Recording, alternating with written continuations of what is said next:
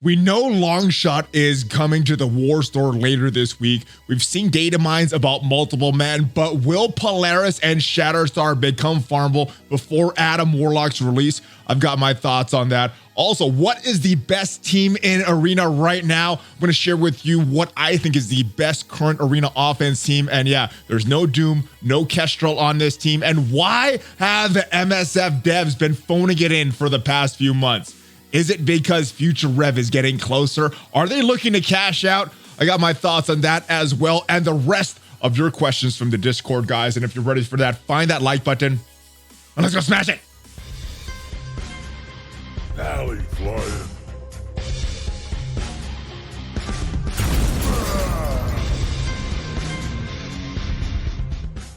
What is up, Valley Maniacs? I am ValleyFlyin. Welcome back to the channel. I hope you had a great weekend. I hope you're having a great Memorial Day. And I hope you are ready for this update that is coming very soon to Marvel Strike Force. My guess is still tomorrow. Some people are thinking it's going to be pushed out to Wednesday, but we will see. Let me know your guesses in the comments. Now, we are answering your questions from the Discord. We have questions about the farmability of X Factor, the best arena teams.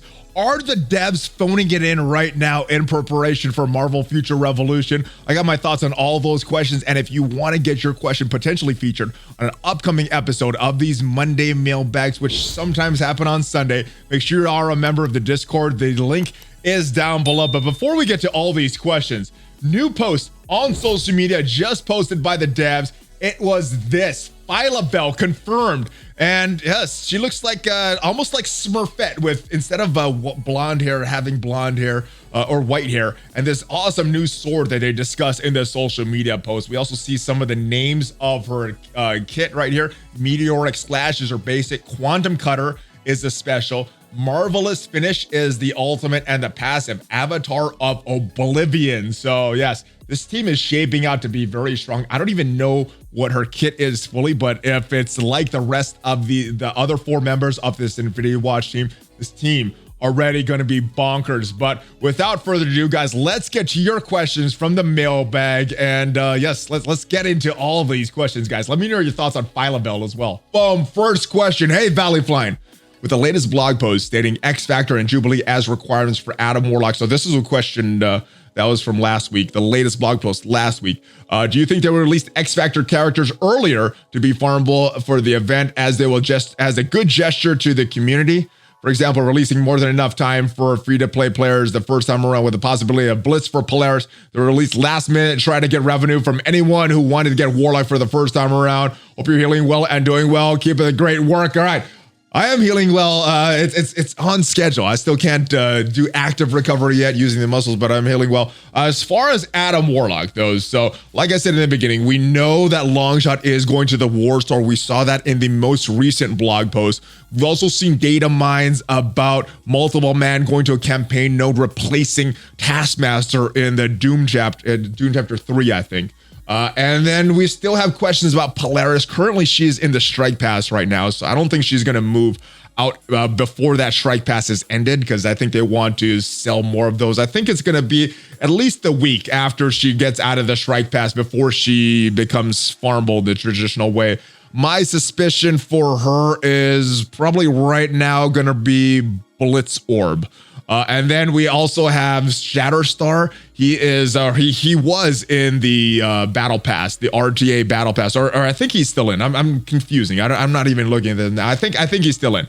So what is going to happen after he gets out? I don't know. I think based on what they did with Red Guardian and Scream, my suspicion is going to go towards the Arena Orb. But that's what I think. As far as when they're going to become farmable, if it's going to be enough time, I don't know. If they're not farmable in time for most players to get them, it would not be the first. They haven't done that with all the characters previously. I know they've made a lot of them farmable right before the event happens, so not enough time for free-to-play players to farm these characters. But I do think that they're going to make them farmable at some time. I'm not sure about Longshot. I mean, Shatterstar and Polaris, though. It may be right after the event. It might be right before the Adam Warlock event. Now, we do know that the Adam Warlock legendary event is going to be towards the end of this update based on some communication that Cerebro mentioned in the public section of the Envoy server last week. So look for Adam Warlock towards the end of the patch. Look for Jubilee to be returning before Adam Warlock's first legendary event as well. So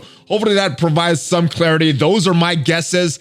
Of course, those are guesses though. So if you have some different guesses, let me know in the comments.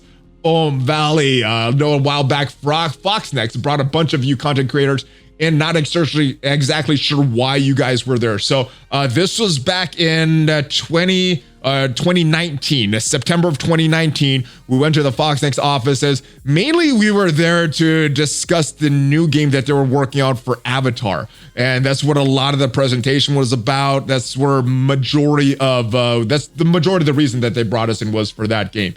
And I played that game for a little bit. I was excited about it for a little bit, but kind of lost interest in it. So I don't know what's going on with that game right now. The other thing that they talked about was some of the issues that are going on in Marvel Strike Force at the time. So we got a preview of the AIM rework that was right about to be launched. We got a preview of Graviton. We got a preview of Coulson and how bonkers that war defense team would be. And then we also got an initial preview of ISO 8. So that's what they brought us in for. And that ISO 8 version that we saw way back then was different than the version that is in the game. I think since that time, they did 2 rounds of playtesting for ISO 8 green. So that's what we saw back then. That was their intent. Mainly it was for that Avatar game. But there's so many problems in the game right now. Is there any talk about them doing that again with COVID starting to slow down? So they actually had a budget to do that last year, but because of COVID, nobody got brought in. I don't know what's going to happen this year. It would not be to make the community more happy, though. I mean, I guess in some ways roundabout it would, but it's promotional type of things. They're investing a lot of money to fly people in and put them up, so they need a return on their investment. So there should be some kind of promotional thing that they want in return, whether it's just covering the game, whether it's generating more goodwill with the community. I'm not sure, but yeah. So there was supposed to be going on last year, didn't happen. So if everything goes according to plan this year, I'm thinking they will do the same thing. But I don't know. We'll see what happens with some of their more recent decisions. I don't know where they're headed. You in the community can make a lot of things we need. They'll make a list of a lot of things we need and eventually want. Hopefully, it makes improvements. I mean, we could make a list.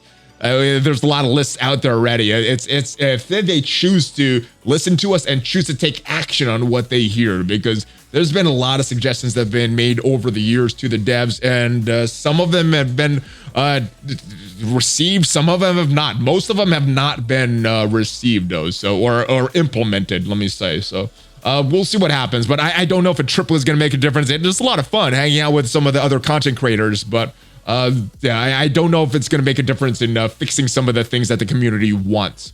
All right, hey, ValleyFlyin, any advice on when support won't help? I opened 35 mum orbs when he was not in there, logged in to take it right away. After last night's compensation was dispersed, I received nothing. I opened a new ticket and they said my account was not impacted. I know when I opened my orbs, I'm going 0 out of 35 on polls. It was obvious he was not there. Should I just give up since they can't even release content without bugs galore, meaning probably no way they could fix my issues? So I don't know if they tracked the issue correctly. If you are for sure that you've opened those orbs and they're not registering something on their end that doesn't look like you've opened those orbs and say you're entitled to nothing, they may not have tracked it correctly. I mean, there was a bunch of people that got banned for a few days that the data was not tracked correctly. Now, as far as multiple man and this stuff, it is a bad situation. I don't know what is going to be done, if there's anything that's going to be done further than what's already been sent out. I think the people that did get those orbs back were pretty disappointed. Now, a very interesting situation here, because if you look at multiple, and as far as, let me answer your question before I go off to this tangent. As far as when customer service won't help, I've had pretty good experience with customer service. Mainly it's because when my game crashes in raids or war, that's usually the only times I run into customer service, and they've been very good about rewarding my energy that I've lost when the game crashed back. So my experience has been good. But I'm writing in for a lot simpler issues than a lot of you guys are writing in for.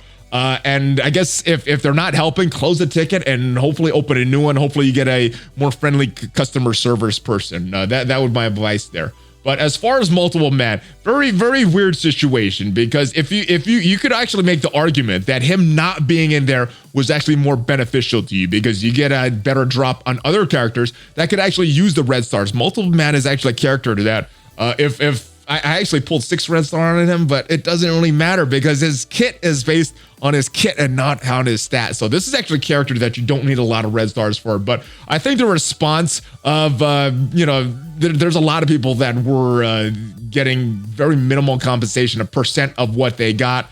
I think even though it may be more beneficial that multiple man was not in there, I still think they should have given people back the orbs, more for the optics of it, more for the general the general happiness of the community for it is why I think they should have, plus some punitive action for themselves, some, getting some punishment for themselves for not doing what they say, for creating all these bugs in the first place. But best advice, just try to get another customer service to help you. But I don't think they're going to send out anything else for multiple man, unfortunately.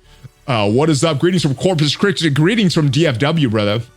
Started playing MSF right after global launch. Took a break right after release of ISO 8 and Tier 15. Came back after 5 months or so. I missed out on some really good characters, specifically Anti-Venom, Emma Frost, Longshot. I'm not even close to unlocking them, and now we need X Factor for Adam Warlock. It feels like a slap in the face to free-to-play players, and now even new players just doing it, joining, makes me really want to quit again. I really don't want to sound like a whiner, so my question is, what do you think about Marvel Future Revolution? I like that question.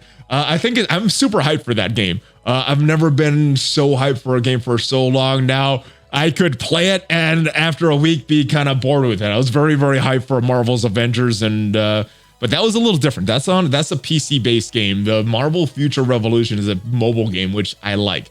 It's very different than Marvel Future Fight. It's similar to Marvel Future, different than Marvel Strike Force, excuse me, because that is more action-based game. You're gonna have to pay attention. It's not turn-based, so you cannot be as distracted from what I'm suspecting from that game. So it's gonna be different. I'm looking forward to it. I think it's gonna be a good game, and for everybody that's looking to play with Marvel characters, I think it could fill a void that a lot of players are looking for if Marvel Strike Force is letting you down. So if you're just looking to play with these Marvel characters, I think you should be happy with this game based on what I've seen so far. But if you're looking for a turn-based game, something that's a little more simple, so something that you can auto, says that you can be a little distracted and still play kind of well on this game, I think it's going to be a different type of game. But I'm super hyped right now. I played these types of games in the past on my PSP, on consoles, and I've had a blast with it. So can't wait till this game comes out, and can't wait to see what they do with it. Hey, Valley, wanted to piggyback on some of the questions last week. Halsmith suggested the difficulty slider suggestion. So you believe this is on point. So just to kind of recap what the suggestion was from last week, it was in response to some of these Doom Raid requirements requiring ISO 8 level 5 to get in, or to get past those first 5 nodes. You can get in with 4, but still kind of steep if you're trying to get all your characters up there and get them up to level 5. So what the suggestion was the difficulty slider tied to the Doom Raids, keeping where we are right now, so you're not losing progress. So the same difficulty, same rewards, you could still enter, no ISO 8 requirements or level 1 further requirements. And as you go up in difficulty, up in tiers, that's when you start to add these requirements for the ISO 8 for the Doom Raids. I could be on board with that as long as we're not losing progress. Now, if they're gating future progress about these ISO 8s, that's a little different than making a lot of the players go back to do for Ultimates just for the reward. So that is a good solution. That is what this question was referring to. Now, Now, I guess on to the question. The only thing I wanted to add was to make the difficulty ISO required for Doom 3. I think this will help balance where people currently are in Doom and provide those that want more content to strive for ISO 4 and 5. So yeah, so what I was thinking, and I'm not sure if I said this last week, but Doom 3 is where it should start. Doom 3 should be exactly where Doom First Strike is right now as far as the rewards. The difficulty you could tweak a little, and as far as the requirements to enter, you make Doom 1 and 2 a lot easier than it currently is, so giving more people opportunity to get into the Doom raids, and then Doom 4 and 5. 4, you make that crazy ISO 8.4 requirement for everything, and Doom 5, that's when you make it 5 for everything. And 4 and 5 is harder than where it is now. I would be okay with that. I think this will help balance where people currently are in Doom and provide those who want more content to strive for 4 and 5. Yeah, I would be okay with this as well. I don't mind pushing and grinding for future content. It's just, it doesn't feel good when you're having to backtrack with teams that you've spent months building, and that's my big problem with Doom right now, is potentially having to go back and not be able to use these characters that I've spent months building specifically for these Doom raids. Second question gripe is with these new teams. I could be wrong, but Nebula was never part of the Infinity War. What makes sense to me is Moondragon, someone like Pip the Troll. So you got to remember, the Marvel Strike Force universe is very different than what you see in the comics, than what you've seen in the MCU. They made it very apparent that this is its own universe. So yeah, some of the translation, the comic lore might not be in Marvel Strike Force. I'm okay with that because they've already set that precedent in the past. But yeah, I know some people are calling for other characters, Pip the Troll. There was some others that I can't remember off the top of my head for the Infinity Watch team. But I'm also okay with Nebula not being part of the original Infinity Watch team. And to my best of my knowledge, I don't think Strife ever had that Marauders tag in the comic. So this is not unprecedented, and I'm kind of okay with this. But yeah, we'll see what happens. We'll see what happens with this team. I think they're going to be very strong though. Why is the Misty Knight's ability refers to a random Colleen Wing ally, and now Nebula refers to a random Gamora ally? Are they trying to nerf taking Sinister in with them to get a pair of Gamoras or Colleens? Does that really need a nerf? Is there something that people want to be planning? Is there something I'm missing? So they've done some weird wording in some of their text in the past, and I guess this is just two ones that are very weird. Instead of referring a Misty Knights to Colleen Wing, a random Colleen Wing ally and a random Gamora ally. I'm not sure if this wording, because I guess a lot of it will have to do with the back code, not exactly what you see in text, because sometimes what you see in a text form is not what is in the back end code. I'm not sure if this wording is going to benefit or hurt Mr. Sinister and his clones though. So we'll have to see, and I guess it's not very apparent what is happening because there's no consistency in the code in the back. Sometimes things happen one way and then you get another character and it's happening a different way, even though they're worded the exact same. So they do things like this in the past, and I think it's just to avoid problems with some kits, to make it more clear in the kits. But yeah, this wording is very weird. So sometimes it just ends up like that. What is up, ValleyFlyin? Unlock Doom, and on my birthday too. Oh, congratulations to you, brother. Doom is a fun character to unlock. What are some good hybrid war teams he goes great with? So if you're taking on a non-meta team, you can pretty much solo a team if it's in line with your power levels to just bring Doom and solo that team. You might need some fodder for the enemies, but for a lot of the non-meta teams, he could beat them.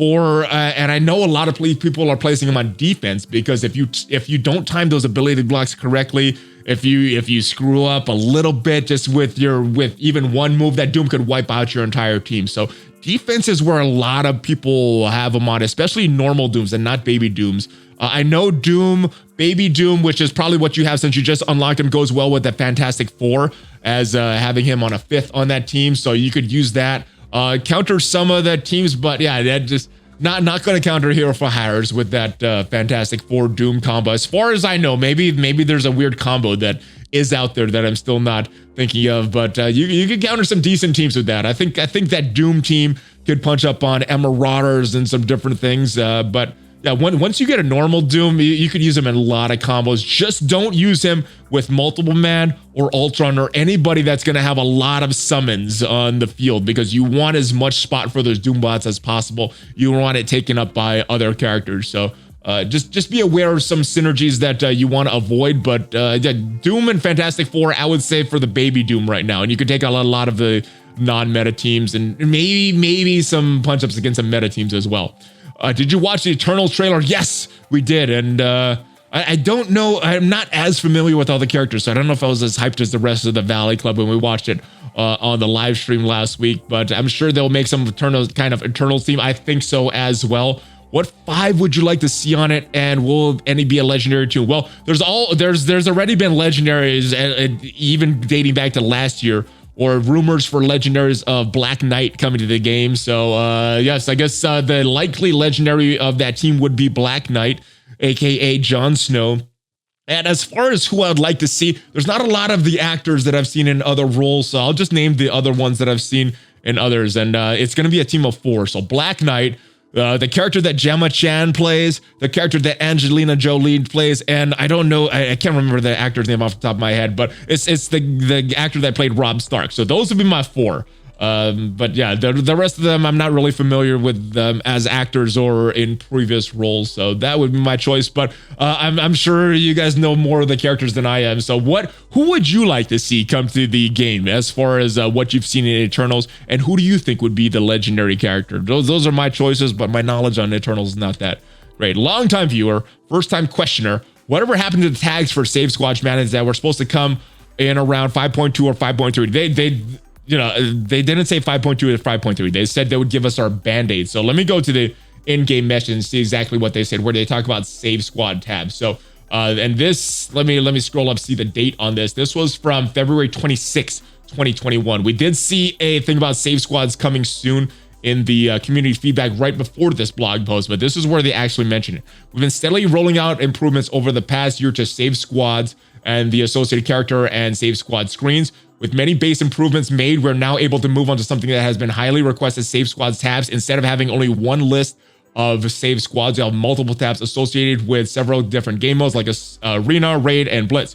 While that larger feature is being worked on, we add more Save Squads. We plan to add more Save Squads in the next game version as a stopgap. They did add those Save Squads as a stopgap. They still have not worked on this larger feature. And looking at this, I guess they never really ever had a date on this. I thought they did have a date for sometime in 2021, but looking back on this, no date. So yes, they did not commit themselves to a date, or at least that's not what is on it now. I know they have went back and reworded some blog posts, especially the one about the first time Colleen Wing Blitz in this past blog post. It's not there anymore, but if you look at the video, it was there when that blog went up. But yeah, no date yet. So hopefully that is coming soon. But yeah, I do want those Save Squad tabs just for management, because some of these teams work better in certain game modes. All right, hey Valley, been watching you for months. Finally found your Discord. Welcome, brother.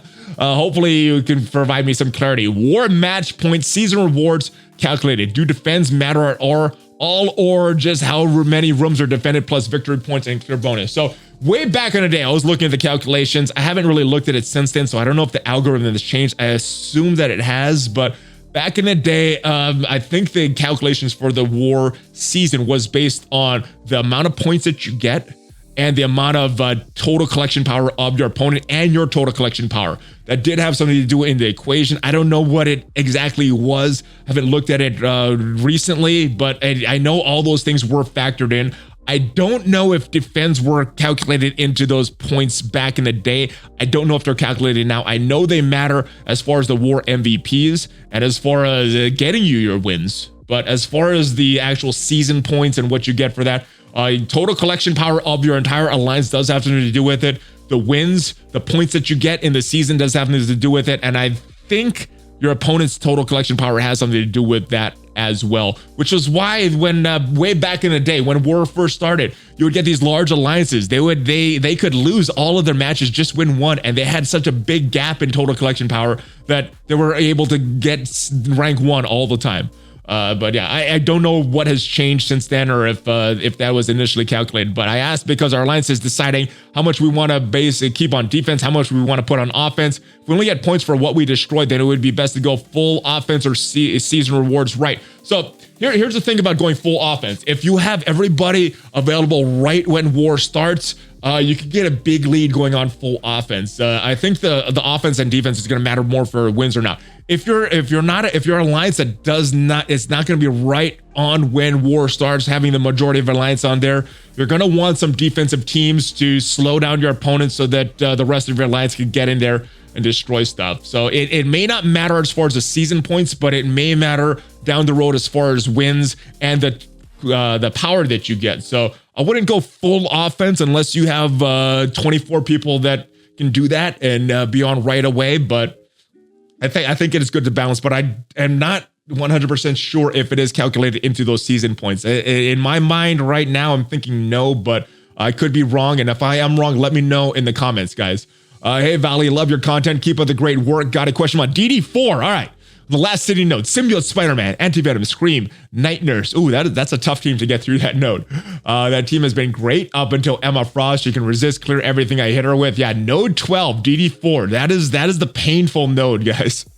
She resists every buff I clear constant barrier miraculously. One of my sons landed her, dropped down to 3/4 health, but after the stun, and as she took a few turns, I couldn't get through the barrier fast enough before she healed up full health again. All that progress for nothing. She heals anyway. Is this just pointless to continue until I have a 5th tune ready? Carnage is close to gear 14, so I should be okay, but my team was other than content creators suggested as City going to bring. It wouldn't hurt for them to know to make Emma be impossible to kill. Yeah, so Emma's very strong. I'm not sure if it is a bug that is causing that. But yeah, Emma's way too strong in that node. Now, I did have 5 when I went in there because it took so long to get through Cosmic. So I don't have experience with 4. I did have Carnage ready when I went in with that. And it still took a long time. One thing that helped me, though, was switching up some of my ISO 8 classes. And when I switched to my ISO 8, I switched Symbiote Spider-Man from Skirmisher to get that extra focus.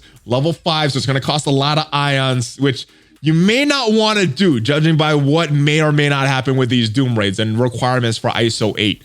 So that helped me, though. That took a lot of time off getting through Emma. And once Symbiote Spider-Man has that extra focus, he could land more of his debuffs consistently. That's going to make that node a lot easier, but you may want to save your ISOs and just try to grind. It may actually be more resource. It may be better use of your resources just to bring Carnage up. That's how valuable I think these ions may end up being. But hopefully that helped you. Switching some ISOs helped. Adding another character helped. Carnage actually helps a lot with Emma. And then after you get through Emma, then you got the painful node with that Black Bolt and Jessica Jones and the double X-23s and Miss Marvel and Captain America. That part is the bad one. That's gonna be rough. The Emma one I think is a little more annoying, but yeah. So see if that helps. Switching up classes if you have the ions. If you are very close to getting that Carnage up, get that Carnage up because he will help a little bit. But yeah, that Emma is tough, and it may or may not be a bug. I'm not sure. Hey, Valley, with not everyone reading the blog post now, or with not every. Wait, hold on. Huh? Valley, with not everyone reading the blog post. How? Okay, now I get it. It took me a while. Yeah. Not everyone reads the blog post. How would you feel about an in-game timer for things like Blitz and Red Star Orbs to count down who the next featured character would be? So the reason that they didn't have these in-game timers, I thought initially, was because they wanted that fear of missing out. They wanted that panic farming. They wanted that panic to know who is the next Blitz. Should I save my Blitz charges? Should I wait on them? And it just people were using them and not really planning out these blitzes. And now that they're announcing them in the blogs, and they have been in the past, and kind of giving us a framework of what is to come, adding this in game is not a bad thing. I would like to see that. Now, there's a lot other issues that I think are more pressing, that are more instrumental to the game. This would be a nice quality of life feature, though. So when they get around to adding more quality of life features, this is something I think would be useful and would help people that don't read the blog, that aren't as involved in the community as you guys are watching these YouTube videos and stuff like that. So I would like this change. I think it would be very good, especially like you said, for casual players.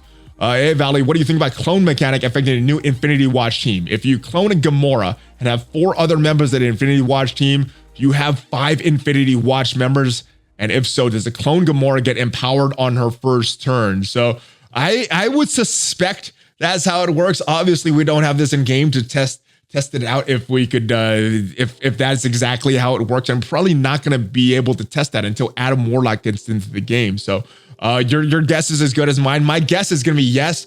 But as you know, in this game, not everything is consistent. Not all these mechanics are consistent from character to character, from kit to kit. So it really could go either way because of the non-consistency with Scopely. Can you have two empowered characters on the same team? I think you can. And the only empowered characters that we have in the game right now are Thanos, and Gamora will be empowered as soon as this update drops. So I guess it's possible, but you're gonna need to replace one person for Sinister, and I guess you can, because you're not gonna have a full Infinity Watch team. She'll take some turns. Adam Warlock will drop her charges, then she could become empowered, and Mr. Sinister can clone one, and she could drop her charges and become empowered. So I guess you can have two empowered characters on the same team. I think she can become empowered with the with Sinister cloning. The question is, when will she become empowered? What amount of charges will she have on her when she becomes when she gets cloned? If the clone becomes empowered, do they still have the clone reduced stats? I think they will have the reduced stats. If you manage to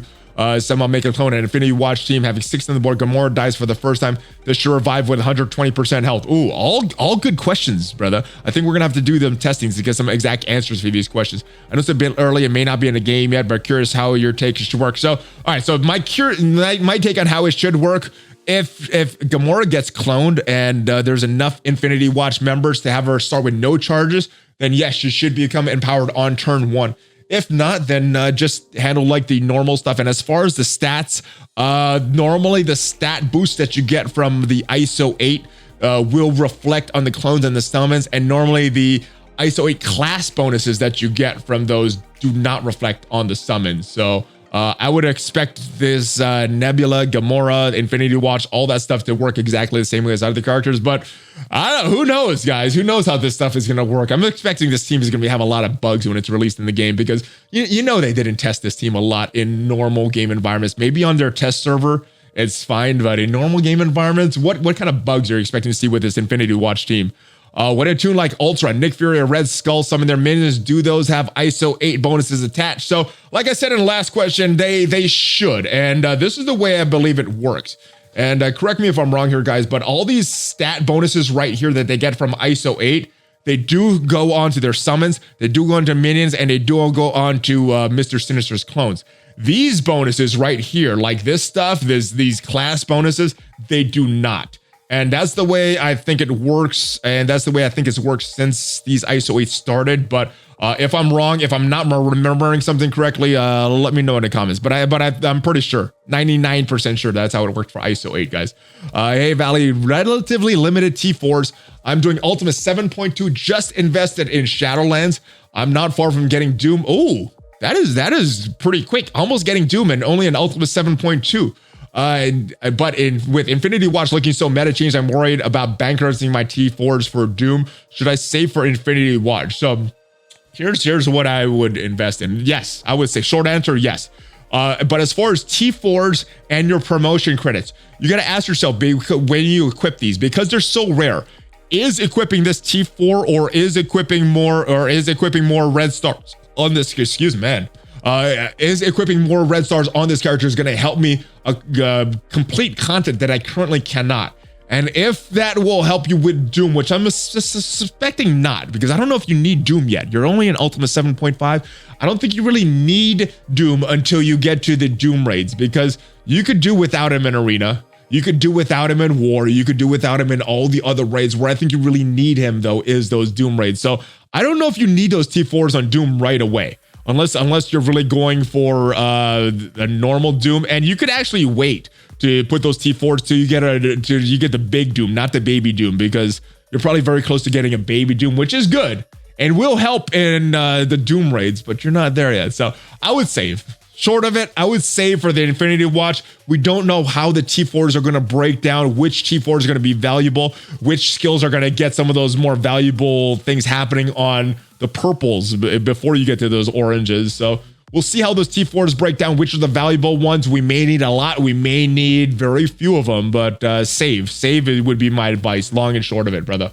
How's it going with you, Valley? Dude, are you sick of seeing Kestrel in every RTA match? The matchmaking is still bad enough, but it's impossible to complete any objective in a speedy fashion when you can hardly take in a turn sometimes. Permanent Kestrel ban in 2021. Keep on smash. Real-time arena is just not fun. They've tried to do things to introduce more fun in the game, tried to introduce more teams, more mechanics, but the way it is right now, unless you're bringing in some meta characters like a Kestrel or a Doom or a Silver Surfer or Dad Bros or Emma or Zemo or one of these characters, you're not winning. You're not winning because your opponents are going to have some of those characters, and you got to be able to counter those. So yeah, the objectives suck right now. The objectives sucks, especially if you have a character that you need to bring in that doesn't have the trait that one of those meta characters that I mentioned does have. So real-time arena sucks. I'm sick of seeing the same teams in there. It was interesting in the beginning when we could experiment with different teams, but now it's pretty much it's a team with one of those metas in there, and kind of boring, frankly.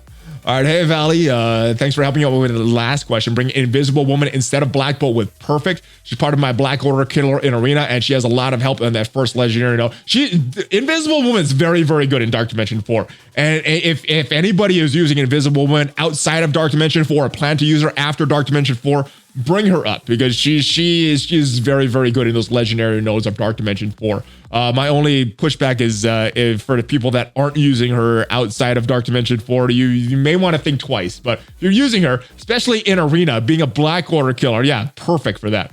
Question is, can I gear Shuri to gear 15 right now, or should I wait to gear up Ma? Ma is 12 pieces away. I already got Ak, Phoenix, and Jubilee. Thanks for all your advice and everything you've done for the community. All right, so if you want someone right now and help in the legendary nodes right now, then I guess you could do Shuri, but Ma is going to give you a lot more value. I'm using Ma in the raids right now and very, very instrumental in Dark Dimension 4. Shuri has a defense up, which is very nice, but I find her heal to be off cooldown a little too often to make as much of a difference as another tech character in the Doom raids like Minerva, which is getting a lot more heals. So Shuri, decent character. You could bring her to tech nodes for the Doom raids, but I think, and I know a lot of people prefer Shuri over Minerva. Personally, I prefer Minerva over Shuri, but if you plan to use her in the Doom raids, in the tech raids, then yeah, bring up Shuri because you're going to get that value out of her. If you're planning to use another character on those tech nodes of the Doom raids, then you might want to wait because outside of the Doom raids, I don't see a lot of value for Shuri. Even with that awesome crit damage that she does. I know, but yes, you got to use your resources wisely. So if you're not using her or don't plan to use her, then don't bring her up for Dark Dimension. Valley, wondering about Kestrel's passive and how it works in RTA PvP. I noticed that you're in the right side of the battle. It doesn't prevent Greg from Hela from spawning Greg. I've heard this is intentional, but I don't understand it. So this was something that was never fixed when PvP was brought into the mix. It was brought to light at that point. It had never been an issue before that because the order of operations, the passive on the right side of the screen and left side of the screen is different. I believe you have a big advantage if you're on the right side of the screen as opposed to the left side of the screen. So you're getting a different experience on real-time arena and PvP based on that. And the order of operations of Kestrel's passive, I think if you're on the right side and your opponent's on the left side, they don't get Hela, or you're on the right side with your Kestrel and they're on the left side with their Hela and Greg. They don't get their Hela and Greg, and that's kind of an issue right now because one side is always going to have advantage based on the stuff. So Kestrel's passive goes first,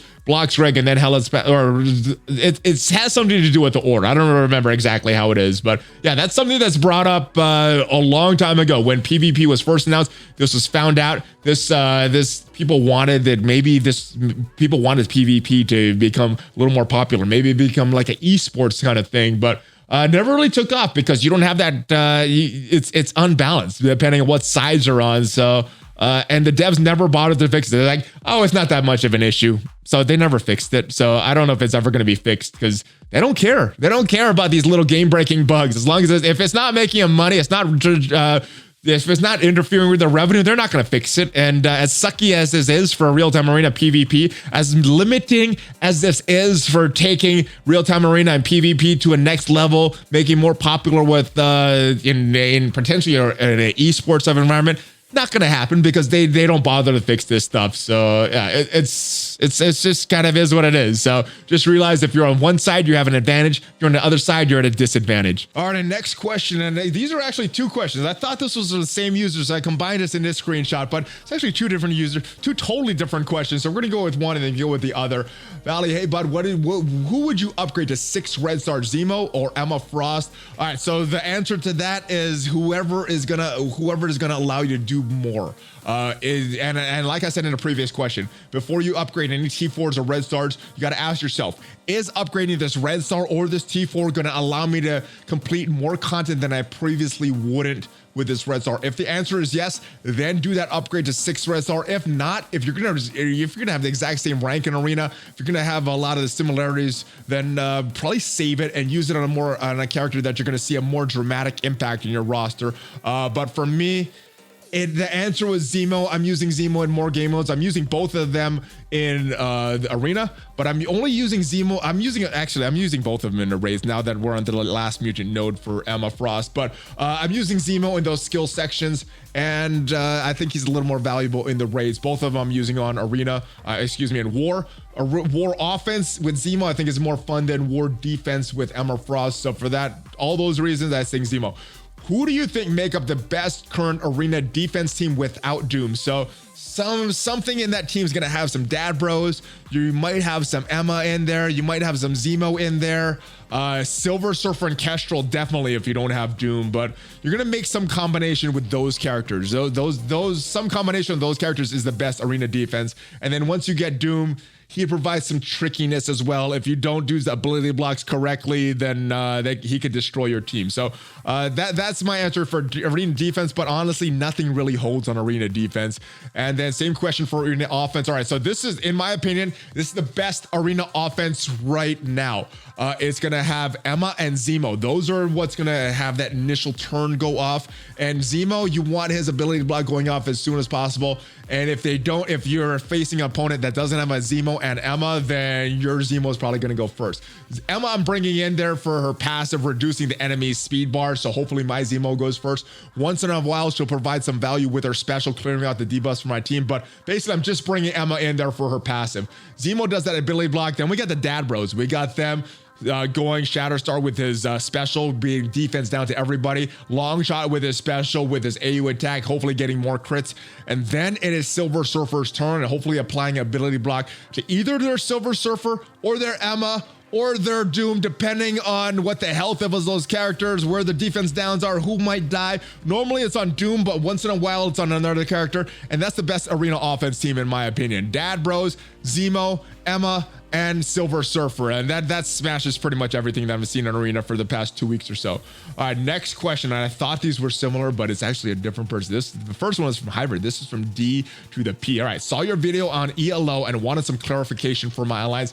I will try my best. I had some of my alliance mates on try to explain it to me. This is something that I've never really focused on. I've always let my alliance leaders figure it out and just following their lead.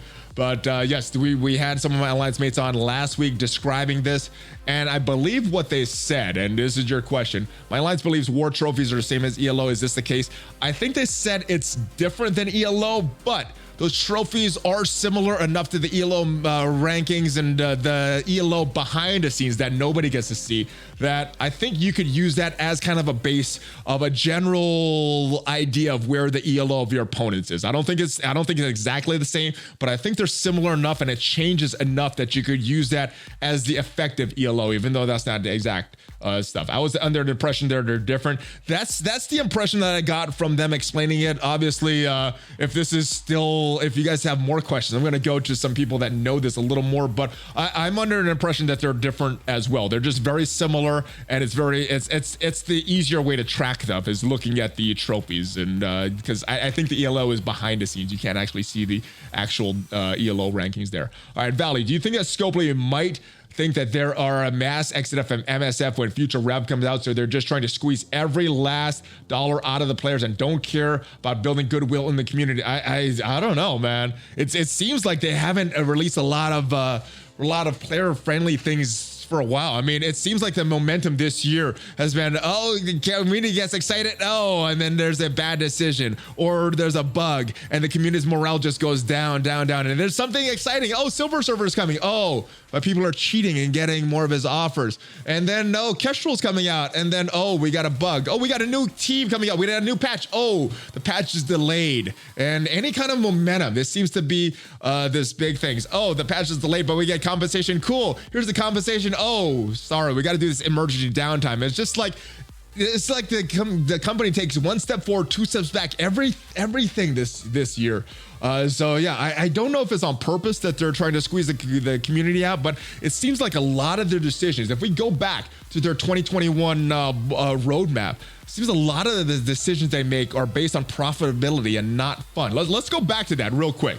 And as an example, first half preview. This was what we showed earlier in the week from February 26, 2021. Costumes. I thought this would be a cool addition. They'll give us a lot of costumes. We could try out different things as it's been right now. It's been on all characters that we're not using the game. And unless you are using that exact character to play content, you're not seeing the costumes. So hasn't really made a difference. We don't see any avatars in the screen. We don't see anything. I think they were hoping this would be very, very profitable. But as far as the community's interest in this does not change any stats of the characters.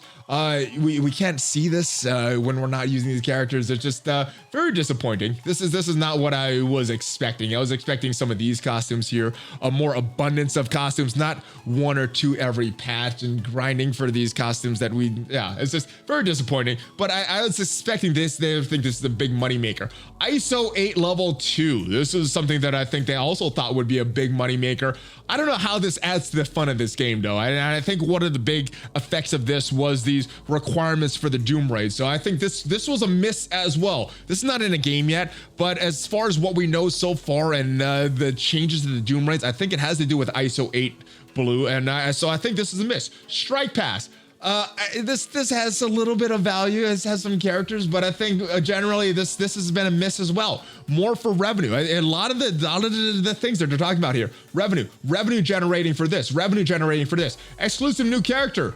More revenue generation. They make her so overpowered that if we don't have Kestrel, then we're out of luck. She's all over RTA was the question earlier, right? So yeah, you had to buy Kestrel or really, really grind on her offer to get her available. So this I think was a money maker, and I think the devs were more excited about this exclusive new character than the majority of the community, because that's just how it is. Most community wants, or what I've heard from you guys, they want characters that they have connection with, that they've previously know about, not some new character. If they want a new character, you could play with a different IP, not with the Marvel IP. Save Quads tab, still not here. Raid season milestone rewards. This is actually positive. This was a good thing. The first iteration, not as positive as the iteration that's in game right now is positive, but as far as claiming this, so antiquated. We've had complaints about this for 3 seasons right now. We just had the last raid season end, and people still weren't able to claim all their milestones because they go away right away. The devs still have not even addressed this. So very, very laziness. It's not player friendly. Raid key tracking still not in there. Red stars for Ultron. This was not a player friendly decision, especially with the increased drop rate when you don't have a featured character, and lower drop rate when you have a featured character. We have multiple man as a featured character right now, and I don't want to open any of my red stars, not even trying to get stuff for Ultron. So this has not been a good decision. API, this has been something that's the folks over at msf.gg have been using to help improve some of our data we got from the raids. But as far as the actual data that we wanted to see, the real-time rosters update on the msf.gg website, then not able to do that yet. But we knew that going in. And then our review, Alliance War still not good. And you could argue that this got even worse with the introduction of Heroes for Hire. Real-time arena, this still sucks. I mean, I don't think there's changing any of this, but both of these stuff. So if we look at the past 6 months, the game, in my opinion, has gotten worse. And that's the only 6-month period that I'd say that I'm having less fun right now than I am in January or December. And I think, yes, it's not in a great place. maybe they're doing stuff for future rev. Maybe they're like, oh, people are gonna go anyway. Just try to make as much money as possible. I don't think that's the case though. I think there's too much money at stake. I think they're gonna try to right the ship. A lot of the community outrage. We had that in Marvel Future Fight around the time that I left the game and came over to Marvel Strike Force. Like that game is still going strong though. So I think Marvel Strike Force is still gonna be going strong in many years. It's just how much of the player base is gonna leave while they before they make some of these changes that community wants. And I think they're gonna have to see a dip in their revenue in order to make some changes in the game to give us more fun added to the game, not just revenue increasing elements to the game. So yeah, we'll see what happens. It's gonna be a very Marvel Future Rev is gonna be a very different type of game. So I'm still waiting to see what type of the audience will go over, because there's the Marvel fans that may just go over to Marvel Future Rev because it's a different game. There's gonna be the casual turn-based game fans that are probably still going to be playing Marvel Strike Force, and then there's the action RPG that yes, they're probably not playing Marvel Strike Force anyway, and they're going to go over to Future Rev. So different audiences, but I think some of the audience will go over to Future Rev, and I'm going to be playing both, and we'll see which game lasts longer on the channel. All right, hey Valley, long time watcher, second time questioner. Just started my first city run in DD4. My question is about Doom. I started to save T4s for Doom, 600 plus, but with him already falling that meta quickly, should I save these T4s for Infinity Watch, try to jump the meta, try to spend them on Doom as planned? I only have 3 Polaris Yellow Star, but 3,000 cores to help farm them if she's available. So Adam Warlock, not definite. Thanks for the community. All right, so kind of what my answer is for the last question about Doom. Save. Especially if you're not in the Doom raids right now, you probably don't need Doom in anywhere. If you're in a Doom raids, I think he is necessary for those raid nodes. But outside of that, I don't think he's necessary in arena defense. I don't use him on arena offense. And there's a lot of good war teams with and without him. So I don't know if he's necessary right now, except for the Doom raids. So if you're not in the Doom raids, you could save. You don't need those T4s. And let's see what T4s are needed on the Infinity Watch team, because it's looking like they're going to be a good team in arena. They're going to be a good team in the raids, and probably a very good team in war as well. I think Infinity Watch, at least what we know about this team so far, shaping up to be very strong in multiple game modes. So that's probably the place you want to invest your T4s. You can hold off on Doom for now, unless there's some content that you're trying to get to right now that you cannot get to because of those T4s. If not, I would just hold off on it. Valley, I think the answer to the maintenance compensation issue, they gave out round 1, which caused the game to crash, went down for maintenance. Then the game came back. The compensation was identical round 1's compensation, except it contained a 4 red star orb. I think they've covered both issues. Hope this helps. Keep on smashing it. So let's actually go into Twitter and see what was announced on these things, because I did, as soon as they got these compensation, I recorded on my phone and I put it up on Twitter, so it's going to be there. So first one, let's take a look at it. It is this one, and this was from May 7th. As we scroll down, this is what we got. We got some Silver Surfer shards. Let's actually start this video over. We got some gold. We got some red star orbs, a 4-star elite. We got some T4s. We got some different fragments for different orbs. Armory 15 orbs, orange. And this was the day after the big emergency downtime. This is what we got in our inboxes. Now, a few days last week, we got another thing. So this is another compensation. This was sent out on May 21st. And I wasn't sure what this is for, even in my message here. I wish we knew what this is for. Was this for the extended maintenance for update? And this is what we got. So I think that combined both of these, I think we're covered for the extended downtime and the emergency downtime based on some of these things. You can go over to my Twitter account right there and check out what we got. But this is what we got, and I do think that we're covered as well. I know Tony doesn't think we are, but I think we're covered for both of those issues. You could argue we should have got more, or should have gotten this or that, but I think they did send it out. But again, this was a question that I asked in the Envoy server to Cerebro, and still no answer. Still no answer. The answers are very limited to myself on that server, guys. Next question though. Oh, this is a long one. All right, so this is about compensation for the multiple man issues. So just some things that this person noticed. I noticed that if you talked about the compensation for multiple man issues recently, one of my friends and I were both affected, spent 25 orbs, 4 elite and noticed the issue. He spent the amount of orbs, not sure how many, before he posted a message received from support. I understood this frustration with the issue. Be sending out compensation. They finally sent out my compensation a week ago, but never sent any to my friend. He got a response, and his rewards show how he wasn't even affected, even though they previously told him it was. So it sounds very similar to the last question there, and yes, some shenanigans going on with these red star orbs. My thing though, you might actually have been better served by not having multiple men in those orbs, because I know people want the red stars on him just because he's a new character, but he's a character that has a very specific role.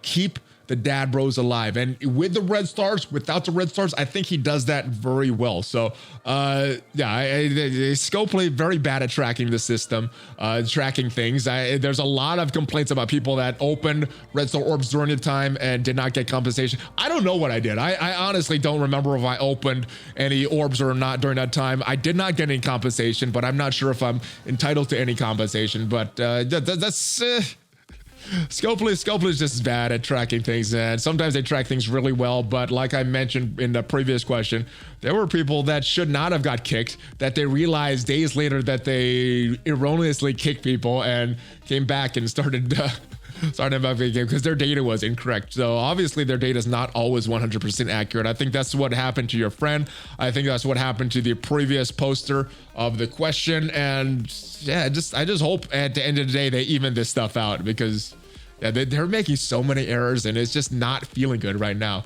Hey, ValleyFlyin, what's up, brother? First content creator, so watch that I watch playing this game. Do you think level 85, DD5, gear 16 will be the max? Keep on smashing. No, you know what's going to be the max? The max is going to be whatever it is right before this game shuts down. So whether it be at level 85, whether it be at level 100, whether it be DD5, DD10, whatever, however long this game is in existence, they're going to keep raising the level caps, keep adding new dark dimensions, keep adding gear tiers. So I wouldn't suspect the last one for a long time, because I know there's a lot of problems in this game, but as other games with problems have shown, that if they want to make a comeback, they can. The devs can certainly turn this game around, turn sort of a lot of the feelings around, turn my opinions on Marvel Strike Force around. The opinion has been going down steadily over the past few months. So hope they can turn it around. They can make a few decisions. They can turn it around all with this patch.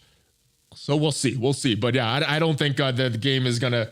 We're done raising level caps, raising things until this game is almost done. So that is it, guys. I hope some of these questions helped you. I hope you're as excited for future rev as I am, and I hope you're cautiously optimistic for tomorrow's update as I am. And I say tomorrow's update because that's what all the signs are pointing towards. We don't have an official date yet, but all the signs that I'm seeing are pointing towards tomorrow, June 1st, as the date for the update. So let me know your thoughts. If you want to leave a question for a future episode of the mailbag, leave it in the Discord. Join the Discord. Thank you for everybody that left a question this week, and I will see you guys next time. I will be back streaming tomorrow morning, ValleyFlyin 76 on Twitch. Come hang out with the Valley Club, guys, and we got more content coming out tomorrow, and we should have a nice update dropping tomorrow, so we should find out who that 5th new character for that Infinity Watch team is. Before you guys go, give me a Hulk fist bump. Check out some of my other content. Make sure you follow me on Twitter, because that's where I post a lot of my responses and things like those screenshots of the rewards that we got, and it's going to be there for